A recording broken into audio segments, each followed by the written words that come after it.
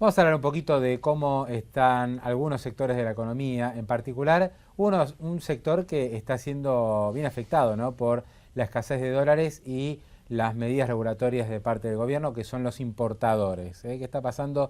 Yo diría desde dos puntos de vista: el sector importador puro, pero también las empresas como importadoras. Está con nosotros Miguel Ponce, que es el director de Relaciones Institucionales de la Cámara de Importadores de la Argentina. Miguel, ¿qué tal? Buenas Alegría tardes. Estar de nuevo contigo. Bueno, gracias por visitarnos. Por favor. Tenemos novedades permanentes, en el sector.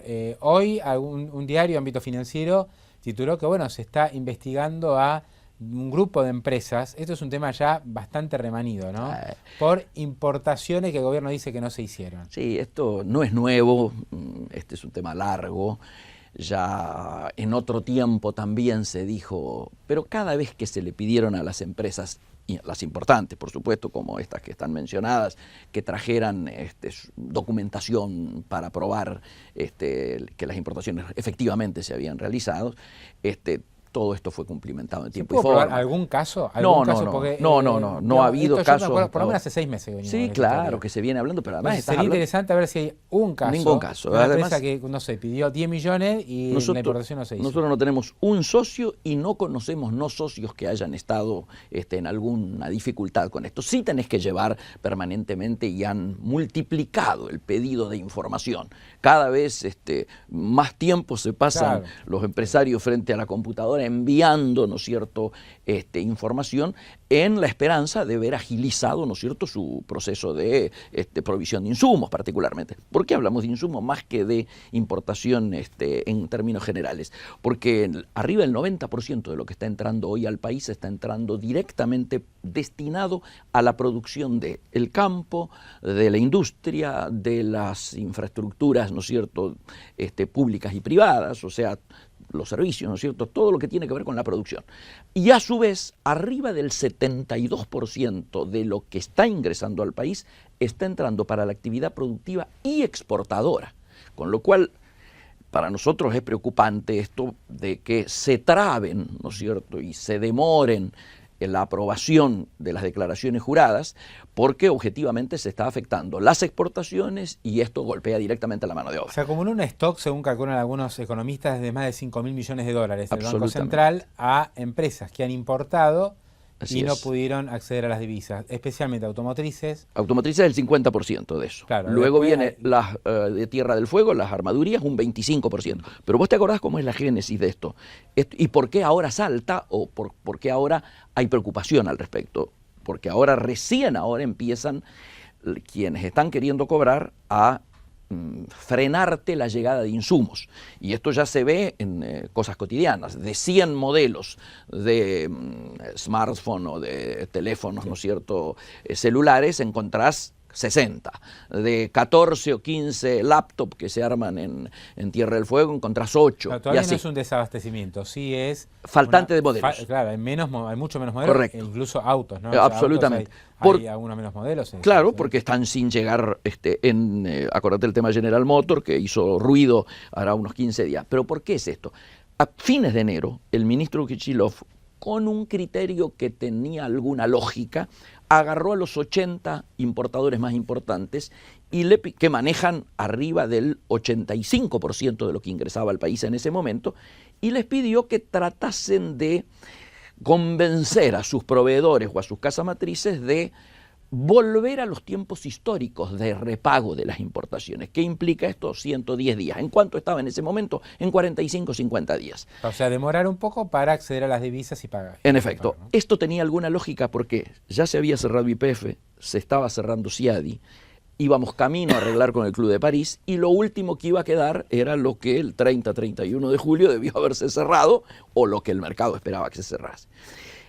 Obviamente, a partir de ese momento, entonces, entró a abrirse este fondo, llamémosle acumulativo, ¿no es cierto?, de endeudamiento, pero que no había generado ningún conflicto. Claro, ¿qué pasó el 30? Cuando el 30 no se cierra, empezaron a flotar los fantasmas del default anterior. Entonces, vos sabés que hubo demoras de 2 y hasta 2 y 3 años en pagar ciertas deudas del default último, aunque esta situación de default no tenga nada que ver con aquella, pero lo concreto es que esos fantasmas andaban revoloteando. ¿Y qué pasó?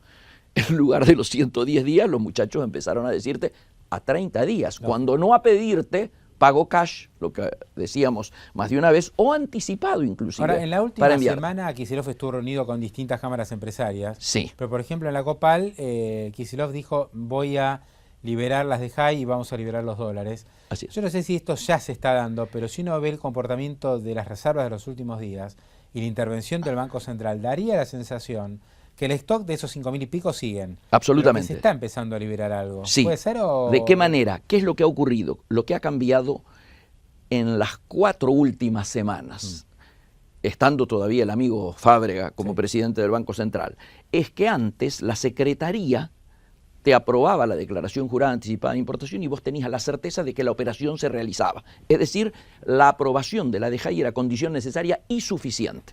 Desde hace 3-4 semanas esto dejó de ocurrir. Es condición necesaria, pero no suficiente. La palabra suficiente o el agregado te lo define el Banco Central.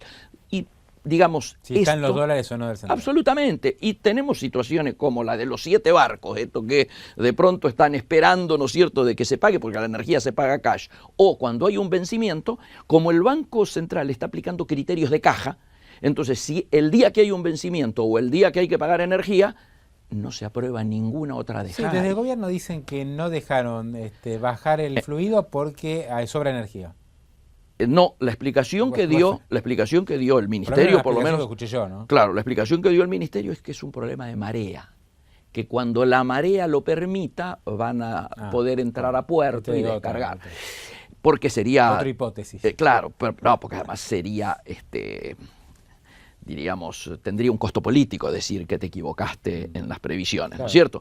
Igualmente, yo creo que el tema era por los dólares. De todos modos, lo vamos a ver muy pronto, porque si se paga algún tipo de penalidad por no haber descargado en tiempo, ¿no es cierto? Esto está estipulado, es porque realmente había un problema de dólares. Obvio. Si en cambio no se paga, está previsto en el contrato que por problemas de marea, obviamente la culpa no la tiene el que recibe, sino que es un tema natural. Entonces en el propio contrato está establecido, si no se paga, el ministerio habrá cumplido con su palabra. Infobae hace menciones justamente a lo que está pasando con el pago del flete, de los barcos y los fletes. Bueno, ¿qué hay dos... ahí? Porque claro, ahora nadie quiere fiarle a una empresa argentina. A ver, vos recién nombrabas el fondo de 5.500 de retraso de pago de importaciones. Lo que está ocurriendo es que también ha trascendido que hay un retraso en el pago de servicios. Dentro de estos servicios, los fletes más algunos cargos que anteriormente se pagaban en plaza local y por lo tanto en pesos o en su equivalente del dólar oficial, 2 grandes empresas, 2 grandes navieras, Hamburg Süd y Maersk, una alemana, ¿no es cierto?, obviamente, y la otra neozelandesa, han planteado que se tiene que, a partir del día 15, o sea, ya estamos, la semana que viene, que pagar en dólares y en una cuenta fuera del país. ¿Por qué? Porque seguramente no le deben dejar transferir a ellos los dólares. Yo creo que esto es un tema, claro, que está vinculado a la demora en el pago de los servicios, sin duda, y ellos deben querer asegurarse. Cuando ellos cobran. Claro. Ellos cobran acá y después, bueno, es muy posible que haya problemas. Es muy posible que haya ese problema. La gran situación es que esto afecta a importadores y a exportadores. Y además, como son de las 5 grandes, son 2 de las líderes, nuestro temor es que esto sea un efecto inicial y que luego todas las demás adopten este criterio. Por eso es que nos parece importante que tanto importadores como exportadores le hagamos comprender al gobierno la necesidad de intervenir de alguna manera para evitar que esto se dé. Porque esto nos quita competitividad, esto es inflacionario, esto se traslada a precios, se traslada a costo en el caso de insumos, ¿no es cierto? Y la verdad es que si unimos en un hilo conductor la sanción de la OMC, este tema, lo de los barcos parados, nuestra situación de conflicto con los vecinos en el tema comercial, digo, el endurecimiento de Brasil, y encima los vientos que se vienen, porque si llega a ganar Aesio, la situación del Mercosur va a ser más complicada todavía. nos están, yo diría, marcando de manera palmaria las dificultades que como país tenemos para integrarnos inteligentemente al mundo.